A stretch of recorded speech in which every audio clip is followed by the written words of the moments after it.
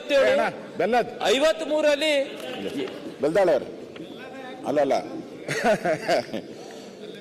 ಅಲ್ಲಿ 4 ಜನ ಬಿಜೆಪಿ ಸದಸ್ಯರದು 4 ಮಾಡಿಲ್ಲ ಅಂತ ಹೇಳ್ತಾ ಇದ್ದಾರೆ. ಒಂದು ವೀಕಲ್ಲಿ ಮಾಡಿ ಕೊಡ್ತೀನಿ ಹೇಳಿದ್ರಲ್ಲ ಈಗ. ಅಲ್ಲ ಏನ್ ಕಾರಣ ಈಗ ಕಾರಣ ಮತ್ತೆ ನೋಡುವ ಅದರಿಂದ ಭೂ ಮಾಫಿಯಾ ಇದೆ, ಅವರೆಲ್ಲ ತಡೆ ಮಾಡ್ತಾ ಇದಾರೆ ಇದು ಆಗದೆ ಇರೋದಕ್ಕೆ ಅಂತ. ಹಾಗೆ ಸದನ ಈಗ ಎಷ್ಟು ವರ್ಷ ಆಯ್ತು, ನಾವು ಹತ್ತತ್ರ 2 ವರ್ಷ ಆಯ್ತು. 2 ವರ್ಷ ಆಯ್ತು. ಒಂದೇ ಜಿಲ್ಲೆಯಲ್ಲಿ 4 ನೀವು ಇಡೀ ರಾಜ್ಯದಲ್ಲಿ ಹೇಳಿದ್ರಿ 180 ಆಗಿದೆ, ಓಕೆ. ಒಂದೇ ಜಿಲ್ಲೆಯಲ್ಲಿ 4 ಪೆಂಡಿಂಗ್ ಇದೆಯಲ್ಲ, ಏನ್ ರೀಸನ್? ಯಾವಾಗ ಮಾಡ್ತೀರಾ? ಯಾವ ಡೇಟ್ ಒಳಗಡೆ ಮಾಡ್ತೀರಾ ಹೇಳಿ ಅದನ್ನು. ಸಭಾಧ್ಯಕ್ಷರೇ, ರಾಜ್ಯದಲ್ಲಿ ಅವರು ರಿಪೀಟ್ ಮಾಡಿದ್ರಿಂದ ನಾನು ರಿಪೀಟ್ ಮಾಡೋದು ಅನಿವಾರ್ಯ. ಒಟ್ಟು 185 ಸಮಿತಿಗಳು ಮಾಡಿದ್ದೇವೆ. ಬಹುಶಃ ರೀಸೆಂಟ್ ಹಿಸ್ಟ್ರಿಯಲ್ಲಿ ಹೈಯೆಸ್ಟ್ ಕಮಿಟೀಸ್ ಅನ್ನ ಮಾಡಿದ್ದೇವೆ. ವಿಲೇವಾರಿನೂ ಕೂಡ ವೇಗದಲ್ಲಿ ನಡೀತಾ ಇದೆ. ಅವರ ಕ್ಷೇತ್ರ ಆಗಿಲ್ಲ. ಅವರ ಕ್ಷೇತ್ರ ಹೇಳಿದ್ರು ಬರೀ 4 ಬಿಜೆಪಿ ಅಂತ, 4 ಅಲ್ಲ, ಬೀದರಲ್ಲಿ 7 ಆಗಿಲ್ಲ. ಬೀದರಲ್ಲಿ ಯಾರ್ದು ಆಗಿಲ್ಲ. ನಾನಿಲ್ಲಿ ಇನ್ನೊಬ್ಬರ ಮೇಲೆ ಸಬು ಬೀಳ್ಲಿಕ್ಕೆ ಹೋಗೋದಿಲ್ಲ. ಯಾಕೆ ಅಂದ್ರೆ ಕೊನೆಗೆ ಜವಾಬ್ದಾರಿ ನನ್ನದು. ಆಗಿಲ್ಲ ಅಂದ್ರೆ ಜಿಲ್ಲಾ ಮಂತ್ರಿದೇನೋ ನಾವು ಕೈವಾಡ ಇದ್ದೇ ಇರ್ತದೆ. ಇಲ್ಲ ಏನಾದ್ರೂ ಇರ್ಲಿ, ಜಿಲ್ಲಾ ಮಂತ್ರಿ ಕೈವಾಡ 7 ಆಗಿಲ್ಲ ಅಂದ್ರೆ ಏನ್ ಅರ್ಥ? ಕಾಂಗ್ರೆಸ್ ಇರ್ಲಿ, ಜಿಲ್ಲಾ ಮಂತ್ರಿ ಏನ್ ಅವರೇನ ಸುಪ್ರೀಮು? ಆಯ್ತು, ಮುಗಿಲಿಲ್ಲ. ಅವರೇನ ಸುಪ್ರೀಮು? ಕಾಂಗ್ರೆಸ್ ಅಂತಿಲ್ಲ. ಆ ಜಿಲ್ಲೆಯದ್ದು 7 ಕೂಡ ಬಾಕಿ ಇದೆ.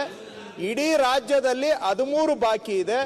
ರಾಜ್ಯದ್ದು ಮಾಡಬೇಕು, ಬೀದರ್ದು ಮಾಡಬೇಕು. ಒಂದು ವಾರ ದಿನದಲ್ಲಿ ಇದನ್ನು ಕೂಡ ನಾನು ಮಾಡಿಸ್ತೇನೆ.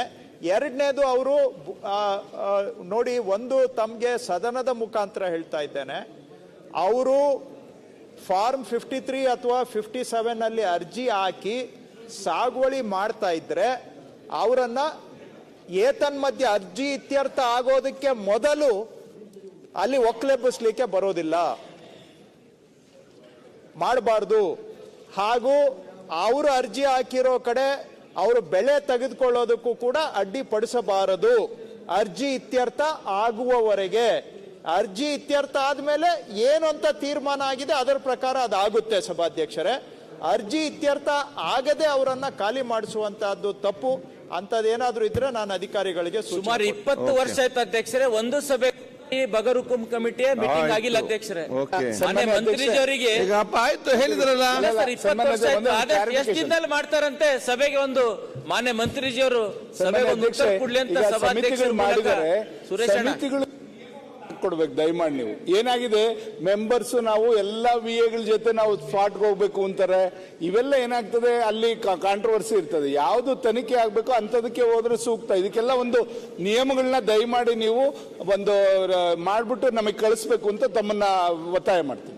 ಓಕೆ, ಹಾಗೆ ಎಷ್ಟು ದಿನದಲ್ಲಿ ಮಾಡ್ತೀರಿ ಅಧ್ಯಕ್ಷ ಸಚಿವರೇ? ದಯವಿಟ್ಟು ಹೇಳ್ಬೇಕಂತ ದಯವಿಟ್ಟು ತಾವು ನೋಡಿ ಎಷ್ಟು ಸ್ಪಷ್ಟವಾಗಿ ಇರೋ ಕಾನೂನನ್ನ ರೂಲ್ಸ್ ತರಲಿಕ್ಕೆ ಸಾಧ್ಯ ಇದೆ, ಅಷ್ಟು ಸ್ಪಷ್ಟವಾಗಿ ನಾವು ಮಾಡಿದ್ದೇವೆ ರೂಲ್ಸು. ನಿಮಗೆ ಬೇಕಾದರೆ ಕಾಪಿ ಇಲ್ಲೇ ಇದೆ, ನನಗೆ ಫೈಲಲ್ಲಿ ಇದೆ, ಕಳಿಸ್ಕೊಡ್ತೇನೆ. ಬಹುಶಃ ಇಷ್ಟು ಸ್ಪಷ್ಟವಾಗಿ ಹಿಂದೆ ಯಾವತ್ತೂ ಕೂಡ ಸರ್ಕ್ಯುಲರ್ ಕೊಟ್ಟಿರಲಿಲ್ಲ. ಬಹುತೇಕ ನಾವು ಸರ್ಕ್ಯುಲರ್ ಕೊಟ್ಟ ಮೇಲೆ ಮತ್ತೆ ಯಾವುದು ಅಡಿಷನಲ್ ಆಗಿ ಸರ್ಕ್ಯುಲರ್ ಇಶ್ಯೂ ಮಾಡೋ ಅವಶ್ಯಕತೆನೇ ಬಂದಿಲ್ಲ ನಮಗೆ. ಅಷ್ಟು ಸ್ಪಷ್ಟವಾಗಿ ಸರ್ಕ್ಯುಲರ್ ಕೊಟ್ಟಿದ್ದೇವೆ. ತಹಶೀಲ್ದಾರ್ ನಿಮ್ಮ ಗಮನಕ್ಕೆ ತಂದಿಲ್ಲ ಅಂದ್ರೆ ತಹಶೀಲ್ದಾರ್ ತಪ್ಪಾಗುತ್ತೆ. ತಾವು ತಿಳ್ಕೊಳ್ಬೇಕು. ನಮ್ಮ ಸರ್ಕ್ಯುಲರ್ ನನ್ನ ಹತ್ರ ಇಲ್ಲೇ ಫೈಲಲ್ಲಿ ಇದೆ, ಕೊಡ್ತೇನೆ. ಕಾಂಪ್ರಹೆನ್ಸಿವ್ ಆಗಿ ಕೊಟ್ಟಿದ್ದೇವೆ, ಎಲ್ಲಾ ಪ್ರಶ್ನೆಗೂ ಉತ್ತರ ಕೊಟ್ಟಿದ್ದೇವೆ. ನಾವು ಸ್ಪಾಟ್ಗೆ ಹೋಗ್ಬೇಕು ಪ್ರತಿಯೊಂದಕ್ಕೂ ಅಂತ ಹೇಳ್ತಾರೆ. ಅದಕ್ಕೆ ಅವಕಾಶ ಇದೆಯಾ ಇಲ್ವಾ ಅಂತ ತಮ್ಮನ್ನು ಕೇಳ್ತಾರೆ. ಸ್ಪಾಟ್ಗೆ ನೋಡಿ, ಎಲ್ಲ ಪ್ರತಿಯೊಂದು ಅಳತೆಗೂ ನಾವು ಹೋಗ್ಬೇಕು ಅಂತ ಕೇಳ್ತಾರೆ. ಅದರಿಂದ ಅದನ್ನ ಸ್ಪಷ್ಟತೆ ಕೊಡಿ. ಬೇಡ ಅನ್ನೋದ್ರಲ್ಲಿ ಹೋಗ್ಬಾರ್ದು ಅಂತೇನಿಲ್ಲ.